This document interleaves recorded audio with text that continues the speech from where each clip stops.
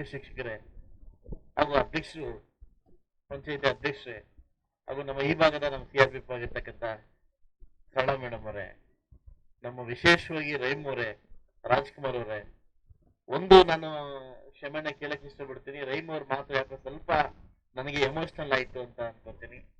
ನನಗೆ ಇಲ್ಲಿ ತನಕ ನೀವು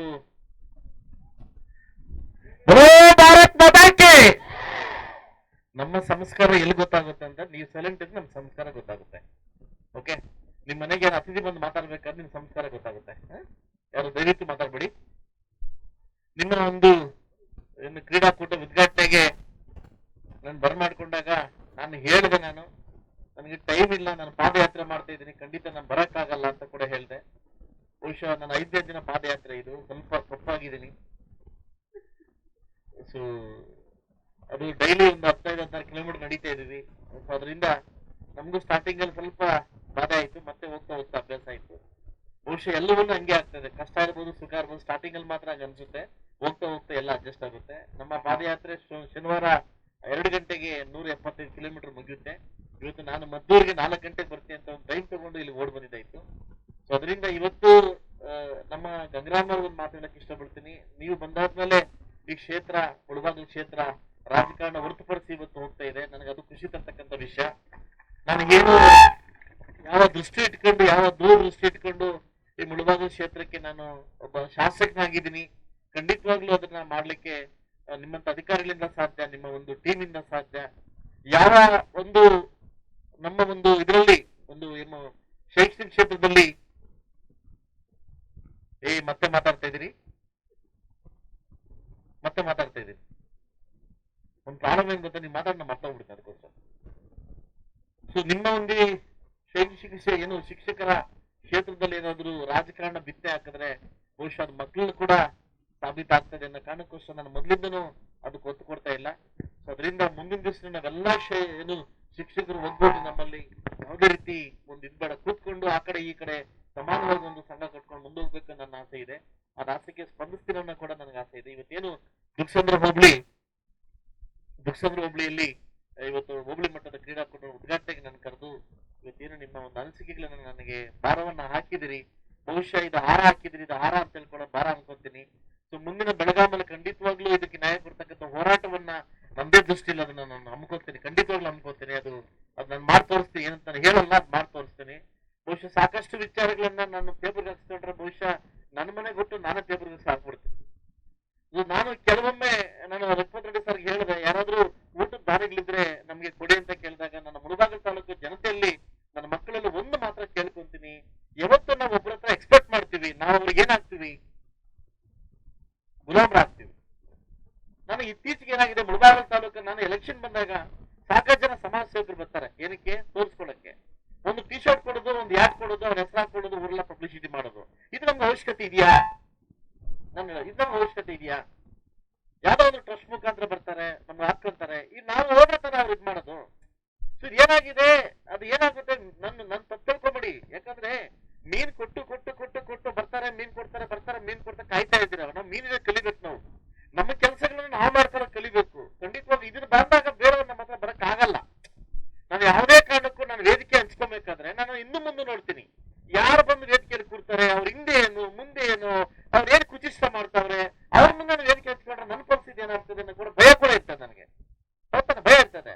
ಅದನ್ನ ಹೇಳ್ತಾರಲ್ಲ, ಅದನ್ನ ಮಾಡೋದು ಒಳ್ಳೆ ಇದು ಕೆಲಸ, ಮನೆ ಮುಂದೆ ಬೃಂದಾವನ ಅಂತ ಅಂದ್ಬಿಟ್ಟು ಅವ್ರು ಏನಾರ ಕೆಲಸ ಮಾಡ್ಕೊಂಡು ಬಂದು ನನ್ನ ವೇದಿಕೆ ಹಂಚ್ಕೊಂಡ್ರೆ ಅದು ನನಗೂ ಅದು ಸರಿ ಹೊಂದಲ್ಲ, ನನಗೂ ಇದಾಗಲ್ಲ. ಸೊ ದಯವಿಟ್ಟು ಏನು ಸರ್ಕಾರಿ ಕಾರ್ಯಕ್ರಮ ನಾನು ಕರಿಬೇಕಾದ್ರೆ ಮುಂಚೆ ನನಗೆ ಹೇಳಿ, ಯಾರು ಬರ್ತಾವ್ರೆ ವೇದಿಕೆ ಹಂಚ್ಕೊಂಡ್ಬಾರ್ದ ಬೇಡ ಅಂತ ಒಬ್ಬ ಶಾಸಕನ ಒಂದು ತೀರ್ಮಾನ ಮಾಡ್ತೀನಿ. ಅದು ಶಾಸಕನಾಗಿ ನಾನು ತೀರ್ಮಾನ ಮಾಡ್ತೀನಿ. ಅದು ನನಗೂ ಕೂಡ ಅದು ನಾನು ಎಲ್ಲರ ತರ ಮನುಷ್ಯ ಅಂತ ನಾನು ಓಪನ್ ಆಗಿ ಹೇಳ್ತೀನಿ. ನಾನು ಅಲ್ಲೇ ಲಾಟ್ರೆ ಅಲ್ಲೇ ಬಹುಮಾನ, ಯಾರ ತಪ್ಪಾರ ಅಲ್ಲೇ ಬಹುಮಾನ ಇಟ್ಬಿಟ್ಟು ಹೋಗ್ಬಿಡ್ತೀನಿ. ಒಂದು ಮಕ್ಕಳಲ್ಲಿ ಹೇಳ್ಕೊಳ್ತಕ್ಕಂಥ ಒಂದು ಕೇಳ್ಕೊಳ್ತಕ್ಕಂಥ ಪರಿಸ್ಥಿತಿ ಏನಂತಂದ್ರೆ, ಇವತ್ತು ನಾನು ರಾತ್ರಿ ನಾನು ಲೇಟಾಗಿ ಬಂದು ಸ್ಪೋರ್ಟ್ಸ್ ನೋಡ್ತಾ ಇದ್ದೆ. 100 ಮೀಟರ್ಸ್ ಅಲ್ಲಿ ರಾತ್ರಿ 4 ಜನ ಹೊಡೆದ್ರು, ಅಮೆರಿಕ ಅವರು ಮತ್ತು ಸೌತ್ ಆಫ್ರಿಕಾ ಹೊಡೆದ್ರು. ಸೊ ಸೌತ್ ಆಫ್ರಿಕಾ ಅಮೆರಿಕ ವೆಲನ್ ಗೆದ್ದಿದ್ದು ಜಸ್ಟ್ 0.5 ಒಂದು ಸೆಕೆಂಡ್ ಅಲ್ಲ, 0.05 ಸೆಕೆಂಡ್ಸ್ ಇಂದ ಮಿಲಿ ಸೆಕೆಂಡ್ಸ್ ಇಲ್ಲ ಗೆದ್ರು, ಜಯಗಳಿಸಿದ್ರು. ಎಷ್ಟು ರೋಮಾಂಚನ ಆಯ್ತು ಅಂತಂದ್ರೆ ನನ್ನ ಕಣ್ಣಲ್ಲಿ ಅನಸ್ಕೊಂಡು ನೀರು ಬರ್ತಾ ಇದೆ. ನಿಮ್ಗೆ ಏನಂತಂದ್ರೆ ಒಂದು ಸೆಕೆಂಡ್ ಬೆಲೆ ಗೊತ್ತಾಗದೆ ಯಾವಾಗ ಸೋತ್ ಮೇಲೆ ಗೊತ್ತಾಗುತ್ತೆ ನಮ್ಗೆ. ಬಹುಶಃ ನಾನು ಮುಳಬಾಗ ತಾಲೂಕು ಬಂದಿದ್ದಾದ್ಮೇಲೆ ನಾನು ಸೋತಲ್ಲ, ಅವಾಗ ನನಗೆ ಗೊತ್ತಾಯ್ತು ನನ್ನ ಬೆಲೆ, ನನ್ನ ಜೀವನ ಬೆಲೆ ಗೊತ್ತಾಗಿತ್ತು. ಪ್ರತಿಯೊಬ್ಬ ಮನುಷ್ಯನು ಯಾವ ವ್ಯಕ್ತಿ ಸೋಲ್ತಾನೆ ನಾಳೆ ದಿವಸ ಗೆಲ್ತಾನೆ.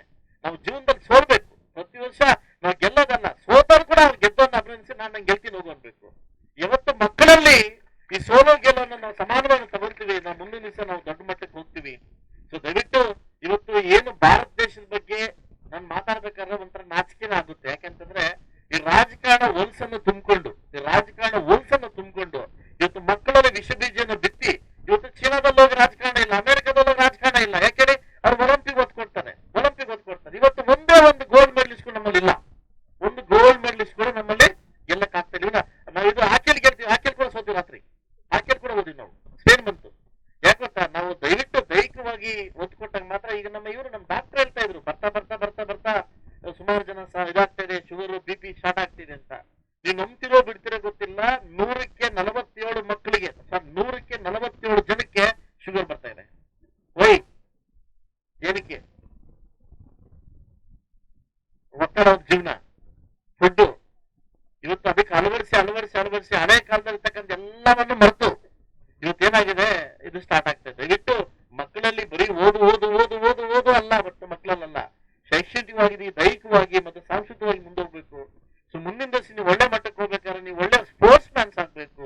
ಅದೇ ರೀತಿ ನೀವು ಒಳ್ಳೆ ಕಲ್ಚರಲ್ ಆಕ್ಟಿವಿಟೀಸ್ ಇರಬೇಕು ಅಂತ ಹೇಳ್ತಾ ಇವತ್ತಿನ ಕಾರ್ಯಕ್ರಮಕ್ಕೆ ನನ್ನ ಬರಮಾಡಿ ಒಂದು ಯಶಸ್ವಿಯಾಗಿ ಕಾರ್ಯಕ್ರಮ ಇದ್ ಮಾಡ್ಕೊಟ್ಟಿದ್ರೆ, ಒಂದು ಅದ್ದೂರಿಯ ನನ್ನ ಸ್ವಾಗತವನ್ನು ಬಯಸಿದ್ರೆ, ಖಂಡಿತವಾಗ್ಲೂ ಇವತ್ತೊಂದು ಮಾತು ಕೊಟ್ಟು ಹೋಗ್ತಾ ಇದ್ದೀನಿ. ಇವತ್ತೊಂದು ಮಾತು ಕೊಡ್ತೀನಿ. ಸರ್ವೆ ನಂಬರ್ ಅಮ್ಮನಹಳ್ಳಿ ಪಂಚಾಯತ್ ಇರ್ತಕ್ಕಂಥ ಸುಮಾರು 24 ಎಕರೆದಲ್ಲಿ ನಮ್ಮ ಮುಳಬಾಗಿಲು ತಾಲೂಕಿನಲ್ಲಿ ಅತಿ ದೊಡ್ಡದಾಗಿರ್ತಕ್ಕಂಥ ಕ್ರೀಡಾಂಗಣ ಓಪನ್ ಮಾಡೋದು ನನ್ನ ಧ್ಯೇಯ ಆಗಿದೆ.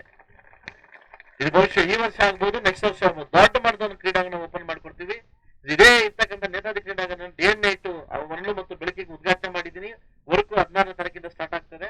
ಸೊ ನಾನು ಎಲ್ಲಾ ರೀತಿಯ ವ್ಯವಸ್ಥೆ ಮಾಡಿ ನೆಕ್ಸ್ಟ್ ವರ್ಷ ಇದು ಕ್ರೀಡಾಂಗಣ ಮಾಡ್ಲಿಕ್ಕೆ ಒಳ್ಳೆ ವ್ಯವಸ್ಥೆಯನ್ನು ಮಾಡ್ಲಿಕ್ಕೆ ನೀವೇನು ಜವಾಬ್ದಾರಿ ವಹಿಸಿದ್ರೆ ಖಂಡಿತವಾಗ್ಲೂ ಸಿರಬಾಚಿ ನಾನು ಒಪ್ಕೊಂತೀನಿ ಅಂತ ಹೇಳ್ತಾ, ಇವತ್ತು ನಾನು ಒಂದು ಶಿಕ್ಷಕರಲ್ಲಿ ನನ್ನ ಮನವಿ ಮಾಡ್ಕೊಳ್ಳೋದಂದ್ರೆ, ಸೊ ನಿಮ್ಮ ಶಿಕ್ಷಕರಲ್ಲಿ ಮಾತ್ರ ರಾಜಕಾರಣ ಬೆಳೆಸ್ಕೊಳ್ಳಕ್ ಹೋಗ್ಬೇಡಿ. ಅದು ಮಕ್ಕಳವರೆಗೂ ತಟ್ಟುತ್ತೆ.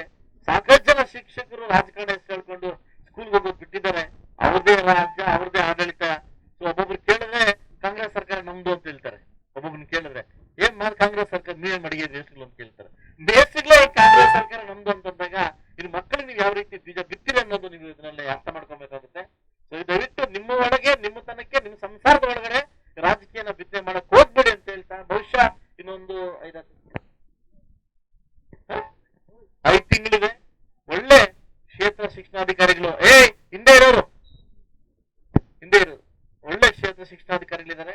ನಮ್ಮ ತಾಲೂಕಿಗೆ ಇಂಥವ್ರು ಸಿಕ್ಕಿದ್ರು ಕೊಡುಗೆ ಅಂತ ಹೇಳ್ಬೋದು.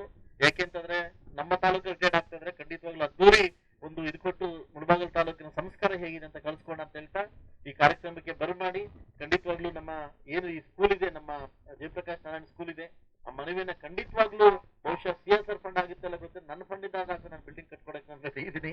ನೀವು ತಲೆ ಕೆಡಿಸ್ಕೊಂಬೇಡಿ, ನಾನು ಮಾತು ಕೊಟ್ಟಿದ್ದೀನಿ, ಮಾತಂತೂ ನೆರವೇರಿಸ್ಕೊಡ್ತೀನಿ ಅಂತ ಹೇಳ್ತಾ, ಸೊ ಮುಂದಿನ ದಿವಸದಲ್ಲಿ ನಿಮ್ಮ ಏನು ಇದನ್ನು ಹೊತ್ತು ಈ ಜವಾಬ್ದಾರಿ ಹೊತ್ತು ಬಂದವರಿಗೆಲ್ಲ 3 ದಿವಸ ಊಟಲ್ ಹಾಕಿ ಸುವ್ಯವಸ್ಥೆ ಮಾಡ್ತಿದ್ರೆ ಖಂಡಿತವಾಗಿ ನಾನು ಕೂಡ ನಿಮ್ ಜೊತೆ ಇರ್ತೀನಿ, ನಾನು ಕೂಡ ಶ್ಲಾಘನೆಯನ್ನು ಬಯಸ್ತೇನೆ ಅಂತ ಹೇಳ್ತಾ, ಸೊ ಮುಳಬಾಗಿಲ ತಾಲೂಕು ದಯವಿಟ್ಟು ನನಗೆ ಇನ್ನೂ 4 ವರ್ಷಗಳ ಕಾಲ ಅವಕಾಶವನ್ನಿದೆ. ಬಹುಶಃ 5 ವರ್ಷಗಳ ಕಾಲ ಅವಕಾಶ ಇದೆ. ಒನ್ ನೇಷನ್ ಒನ್ ಎಲೆಕ್ಷನ್ ಬಂದ್ರೆ ಇನ್ನೂ 5 ವರ್ಷ ಇರ್ತೀನಿ. ನಾನು ಇನ್ನೂ 5 ವರ್ಷ ಇರ್ತೀನಿ. ಒನ್ ನೇಷನ್ ಒನ್ ಎಲೆಕ್ಷನ್ಗೆ ಆಲ್ರೆಡಿ ಅಮೆಂಡ್ಮೆಂಟ್ ಪಾಸ್ ಆಗಿದೆ. ಸೊ ಮುಂದೆ ನನಗೆ ಎಲ್ರಿಗೂ 5 ವರ್ಷ ಆದ್ರೆ ಬಹುಶಃ ನನಗೆ 6 ವರ್ಷ ಬರ್ಬೋದು. ಸೊ ಖಂಡಿತವಾಗ್ಲೂ ನಾನು ಏನ್ ಅನ್ಕೊಂಡಿದ್ದೀನಿ ಖಂಡಿತವಾಗ್ಲೂ ಅದನ್ನ ನೆರವೇರಿಸಿ ನಿಮ್ಮ ಆಶೀರ್ವಾದ ತಗೊಂಡು ಮುಂದೆ ಹೋಗ್ತೀನಿ ಅಂತ ಹೇಳ್ತಾ, ಈ ಅವಕಾಶ ಕೊಟ್ಟಿದ್ದಕ್ಕೆ ತಮ್ಮೆಲ್ಲರಿಗೂ ಹೊಂದಿಸ್ತಾ ಮತ್ತೊಮ್ಮೆ ದೈಹಿಕ ಶಿಕ್ಷಣ ಜೊತೆ ಖಂಡಿತವಾಗ್ಲೂ ಈ ಶಾಸಕನಾಗಿ ನಿಮ್ ಜೊತೆ ಇರ್ತೀನಿ. ನನ್ಗೆ ತುಂಬಾ ನೋವಾಯ್ತು ಇವತ್ತು, ನನಗೆ ಇವೆಲ್ಲ ನೀವು ನಾನು ಡಿಸ್ಕಷನ್ ಮಾಡಿಲ್ಲ. ಸೊ ಒಂದಂತೂ ನಿಮ್ಮ ಹತ್ರ ಹೇಳ್ತೀನಿ ಸರ್, ದಯವಿಟ್ಟು ಬಿಫೋರ್ ಸೆಷನ್ 15 ದಿವಸ ಮುಂಚೆ ನಿಮ್ಮಲ್ಲಿ ಇರ್ತಕ್ಕಂಥ ಸಮಸ್ಯೆಗಳ ಹತ್ರ ಮಾತಾಡಿ. ನಿಮ್ಮ ಹತ್ರ ಮಾತಾಡೋದನ್ನ ಹಾಕೊಳ್ಳಕ್ಕೆ, ಸಬ್ಜೆಕ್ಟ್ ಹಾಕೊಳ್ಳಕ್ಕೆ ಅಲ್ಲಿ ಸಿದ್ಧವಾಗ್ತದೆ. ನೀವು ಎಲ್ಲ ಆಗೋದ್ಮೇಲೆ ಇವತ್ತು ಹೇಳ್ತಾ ಇದ್ರಿ, ಇಲ್ಲಾಂದ್ರೆ ನಾನು ಅಲ್ಲೇ ಬೇರೆ ಕತೆ ತೋರಿಸ್ತಾ ಇದ್ದೆ ಅವ್ರಿಗೆ, ಆಯ್ತಲ್ವಾ? ಇನ್ನು ಬೆಳಗಾಮಲ್ಲಿ ಅಧಿವೇಶನ ಡಿಸೆಂಬರ್ ಕಾಯ್ಬೇಕು. ಬಿಫೋರ್ 1 ಮಂತ್ ಹಿಂದ್ಗಡೆ ನನಗೆ ಬಂದು ಅಮೆಂಡ್ಮೆಂಟ್ ನನಗೊಂದು ಇದು ಕೊಡಿ, ಏನೋ ಒಂದು ಲೆಟರ್ ಕೊಡಿ, ಅದ್ರ ಮುಖಾಂತರ speaker letter pass first subject ನಿಮ್ದೆ ಹಾಕೊಂತೀನಿ. ಸೊ ಖಂಡಿತವಾಗ್ಲೂ ನಿಮ್ಮೆಲ್ಲರಿಗೂ ಒಳ್ಳೇದಾಗ್ಲಿ. ಇವತ್ತು ಇಡೀ ದುಕ್ಸಂದ್ರ ಹೋಗ್ಲಿ ಎಲ್ಲ ಮಕ್ಕಳಿಗೂ ನನ್ನ ಕಡೆಯಿಂದ ಶುಭಾಶಯ ಹೇಳ್ತಾ